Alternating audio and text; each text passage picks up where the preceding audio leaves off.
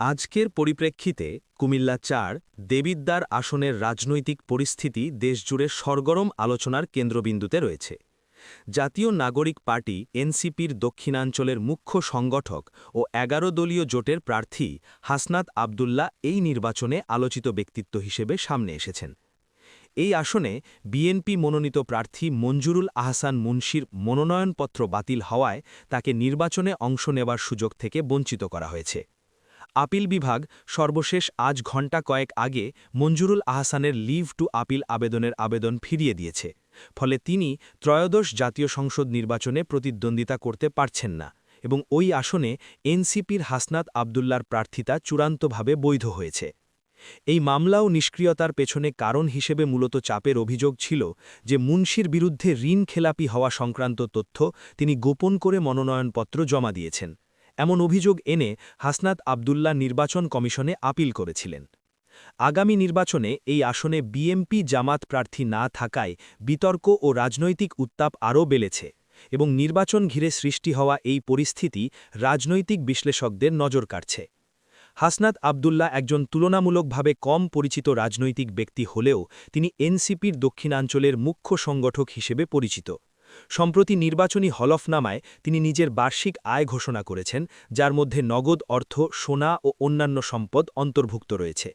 তিনি ব্যবসায়ী হিসেবে নিজের পেশা বর্ণনা করেছেন এবং কোনো ব্যাংক ঋণ বা মামলা মোকদ্দমা না থাকার তথ্যও দিয়েছেন। হাসনাত বিভিন্ন নির্বাচনী সভায় জোর দিয়ে বলেছেন তিনি ড্রাগ, ছিনতাই ও জবরদস্তি থেকে মুক্ত একটি দেবিদ্বার গড়ার প্রতিশ্রুতি দিয়েছেন এবং রাজনৈতিক জীবনে অপরাধ ও প্রভাবশালীদের সঙ্গে আপোষ নয়, কঠোর অবস্থান গ্রহণ করা হবে বলে জানিয়েছেন। তার বক্তব্যে উঠে এসেছে ভোটাররা এখন শুধু প্রচলিত রাজনীতির কথা শোনেন না, তারা পরিবর্তন চান এবং উন্নয়ন নিরাপত্তা চান। এহেতু তিনি ভোটারদের কাছে শাপলা কলি প্রতীকে ভোট দেওয়ার আহ্বান জানিয়েছেন। এই আসনে জামায়াতে ইসলামী ও বাংলাদেশ খেলাফত মজলিসের প্রার্থীরা পরবর্তী সময়ে তাদের মনোনয়ন প্রত্যাহার করে হাসনাত আবদুল্লাহকে সমর্থন জানিয়েছে, ফলে এনসিপি সমর্থিত ১১ দলীয় জোটের প্রার্থীকে ভোটের মাঠে প্রভাবশালী সমর্থনও পাচ্ছেন বলেই রাজনৈতিক পর্যবেক্ষকরা মনে করছেন। রাজনৈতিক পর্যবেক্ষকদের মতে কুমিল্লা-৪ আসনে বিএনপির প্রার্থী এখন নির্বাচনে নেই, এতে ওই এলাকায় ভোটের গতি প্রকৃতি বদলে যেতে পারে। একদিকে এনসিপির মতো নতুন রাজনৈতিক দল ও কম পরিচিত প্রার্থী থাকলেও জামায়াত সমর্থিত জোটের সমর্থন তাকে একটি শক্তিশালী প্রার্থী হিসেবে তুলে ধরছে। দ্বিতীয় দিকে এসব অবস্থার সমন্বয়ে রাজনৈতিক উত্তাপ ও ভোটারদের মনোভাবও নির্বাচনে পরিবর্তন আনতে পারে। এই প্রেক্ষাপটে ভোটারদের অংশগ্রহণ, কার্যকর প্রচারণা এবং নির্বাচন কমিশনের ভূমিকা অত্যন্ত গুরুত্বপূর্ণ বলে মনে করা হচ্ছে।